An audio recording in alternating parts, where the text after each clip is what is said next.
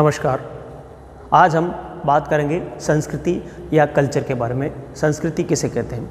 जैसा कि आप लोग सब जानते हैं कि मनुष्य और जानवरों की अगर हम बात करें तो इन दोनों के बीच जो सबसे बड़ा अंतर है वो है संस्कृति का। मनुष्यों में संस्कृति पाई जाती है, जानवरों में संस्कृति नहीं पाई जाती है। एक छोटा सा उदाहरण हम यहाँ लेंगे। भूख की अगर हम बात करें, यानी हंगर, भूख इंसानों को भी लगती है, जानवरों को भी लगती है, मगर यहाँ एक जो मूलभूत जो यहाँ अंतर आता है वो है संस्कृति का। जैसे मनुष्यों में भोजन क्या खाना है, कब खाना है, कैसे खाना है, ये सारी जो चीज़ें तय होती है वो संस्कृति के द्वारा तय होती है। उदाहरण के रूप में मान लीजिए आपका व्रत है या उपवास है, तो आप उस दिन क्या खाएंगे ये आप संस्कृति के द्वारा तय होता है। इसी तरह आप शाकाहारी है या मांसाहारी है, ये आपकी संस्कृति निर्धारित करती है, जबकि जानवरों में इन सब चीज़ों का कोई लेना देना नहीं होता है। यहाँ अगर हम आगे बात करते हैं कि संस्कृति या कल्चर किसे कहते हैं, तो एक आम धारणा जो हमारे बीच में पाई जाती है वो ये है कि अच्छा बोलना, अच्छा पहनावा, मधुर भाषा, व्यवहार, इन सभी चीज़ों को हम आमतौर पर संस्कृति मानते हैं। ये सब संस्कृति का एक भाग है, मगर यही सब कुछ संस्कृति नहीं है। संस्कृति एक बहुत बड़ी व्यापक अवधारणा है। अब अगर हम बात करें विद्यार्थियों के बारे में, तो मैं पिछले 22 सालों से जो है महाविद्यालयों में समाजशास्त्र की कक्षाएँ पढ़ा रहा हूँ। तो साथ ही परीक्षा के अंदर जब हम कॉपियाँ जांचते हैं तो मैं देखता हूँ कि अधिकतर विद्यार्थी जब प्रश्न आता है कि संस्कृति किसे कहते हैं या भारतीय संस्कृति के बारे में लेख लिखिए, तो अनाप शनाप लिखते हैं हमारी संस्कृति महान है, हमें हमारी संस्कृति पर गर्व होना चाहिए। अरे भाई, हम ये नहीं कह रहे हैं कि महान नहीं है, मगर यहाँ सवाल ये पूछ रहा संस्कृति क्या है वो नहीं बता रहे। तो जो है संस्कृति समाजशास्त्र की एक बहुत महत्वपूर्ण अवधारणा है। समाजशास्त्र के साथ ही मानव शास्त्र एक विषय है, वो भी इससे जुड़ा हुआ ही है। इन दोनों के अंदर संस्कृति का एक बहुत महत्वपूर्ण अवधारणा है। तो यहाँ आज मैं आपको संस्कृति के बारे में बताऊँगा कि संस्कृति की अवधारणा क्या है, आसान तरीक़ों से, ताकि आप लोग इस चीज़ को समझ जाएं। यूँ अगर देखा जाए तो संस्कृति की आप लोगों को बहुत सारी परिभाषाएं मिल जाएगी। लगभग 80-100 के आसपास इसकी परिभाषाएं होती है। मगर अगर हम जो एक समाजशास्त्र या मानव शास्त्र के अंदर एक जो बहुत कॉमन सी परिभाषा है, अगर उसकी हम बात करें तो वो परिभाषा दी है टाइलर ने। और परिभाषा क्या है, मैं आपको, हालांकि परिभाषा थोड़ी बड़ी है, एक बार सुनने में आपको थोड़ी कठिन लगेगी, मगर मैं आपको वो तरीके भी बताऊंगा कि किस तरह से परिभाषाएं याद की जाए।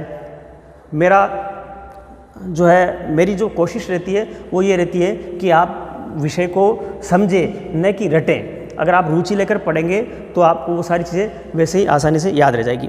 तो टाइलर ने जो है परिभाषा दी है वो ये दी है कि संस्कृति वह एक जटिल समग्र है जिसमें ज्ञान, कला, विश्वास, नैतिकता, कानून, ये जो है, या मनुष्य की अन्य आदतें या क्षमताएं शामिल है, जो मनुष्य को समाज का सदस्य होने के नाते प्राप्त होती है।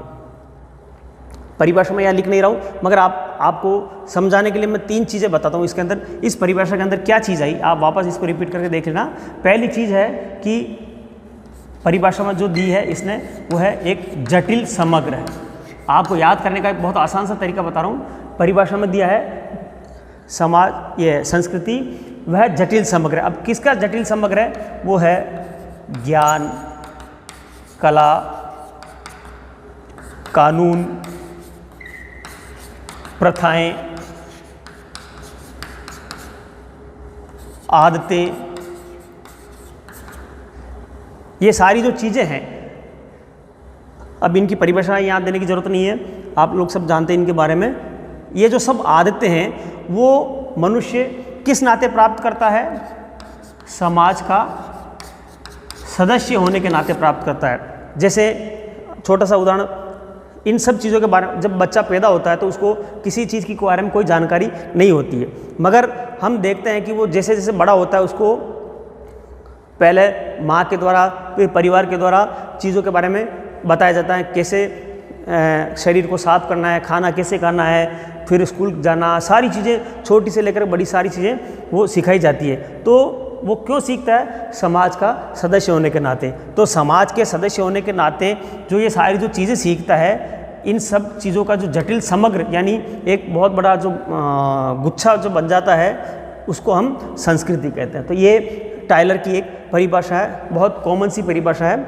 यहाँ इसका मतलब ये हुआ कि संस्कृति के अंदर हर चीज़ शामिल होती है। अब यहाँ टायलर की परिभाषा के बाद मैं आपको एक बहुत आसान सी परिभाषा बताऊंगा, ये थोड़ी सी आपको मुश्किल लग सकती है, ये मैं मिटा रहा हूँ।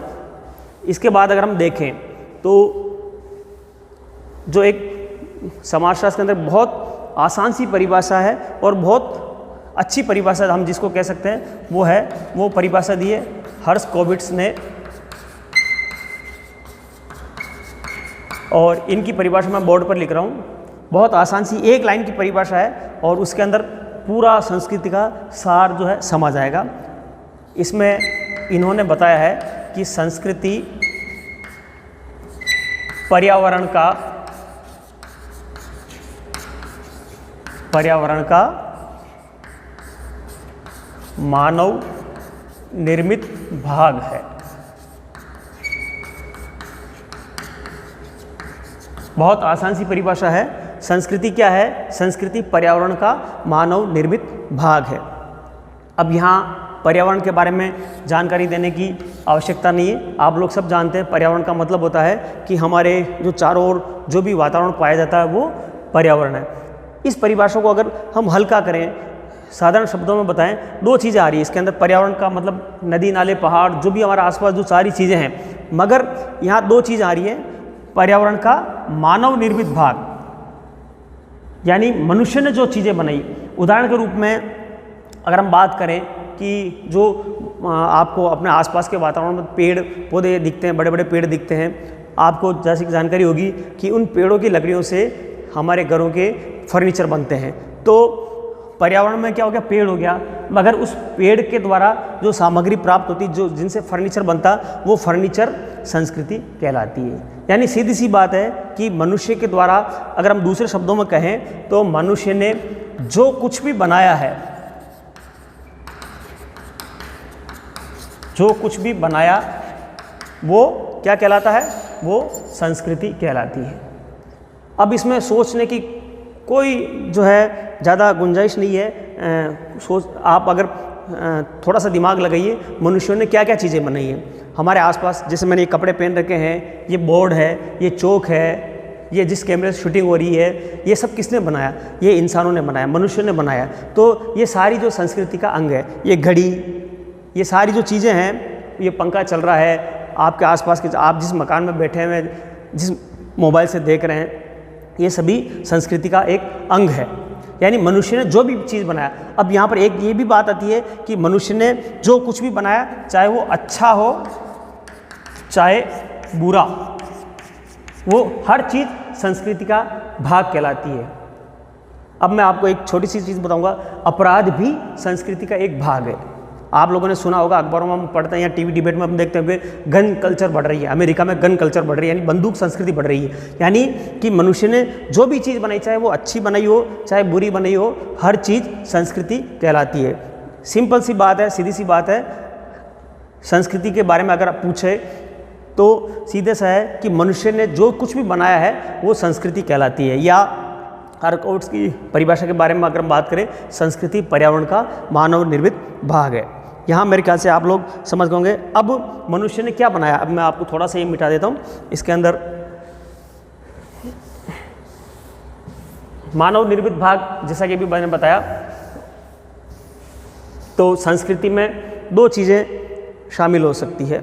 पहली, हाँ, और यहाँ एक चीज़ और है कि संस्कृति जो है मनुष्य पैदा होते ही सीखना शुरू कर देता है और जब तक वो मरता है तब तक वो सारी चीज़ें सीखता है। बाद में एक उम्र के बाद अपने बच्चों को उनको सारी चीज़ सिखाते हैं। तो अब आप बात करें कि संस्कृति, एक सरल शब्दों में अगर हम बात करें तो मनुष्य ने जो कुछ भी बनाया वो संस्कृति है। ठीक है, यहाँ हो गया। अब मनुष्य ने दो तरह की चीज़ें बनाई है। पहली चीज़ बनाई है भौतिक चीज़ें और दूसरी चीज़ बनाई अभौतिक चीज़ें। ये सारी चीज़ें आप लोगों ने सुनी होगी, मगर होता क्या है कि हमारा एक सिस्टम होता है कि हम लोग जो है पढ़ाई को एक मजबूरी के रूप में लेते हैं, इसलिए हम ये भौतिक अभौतिक ये सारी चीज़ें, संस्कृति, ये सब चीज़ें हम तीसरी क्लास से सुनते आ रहे हैं, मगर इनके बारे में हमने कभी गौर नहीं किया। अगर आप मेरा ये वीडियो सावधानी से देखेंगे, ध्यानपूर्वक सुनेंगे, रुचि लेके सुनेंगे, तो आपको ये सारी चीज़ें समझ में आ जाएगी। भौतिक का मतलब क्या होता है, पहले मैं आपको ये बताऊँगा।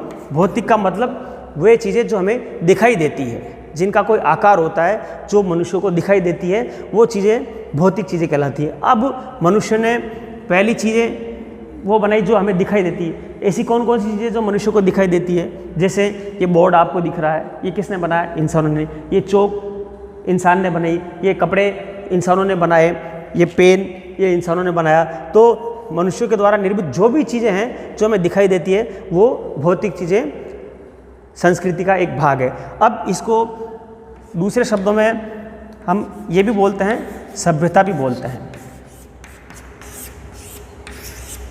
यानी अगर ये पूछा जाए कि सभ्यता क्या है, तो संस्कृति का ही एक अंग है, और मनुष्य द्वारा निर्मित जो भौतिक वस्तुएं हैं वो सभ्यता के अंतर्गत आती है। यहाँ मेरे ख्याल से आप लोगों को यहाँ तक बात सारी समझ में आ गई, बिल्कुल क्लियर हो गया संस्कृति और सभ्यता के बारे में। अब आते हैं अभौतिक चीज़ों के बारे में।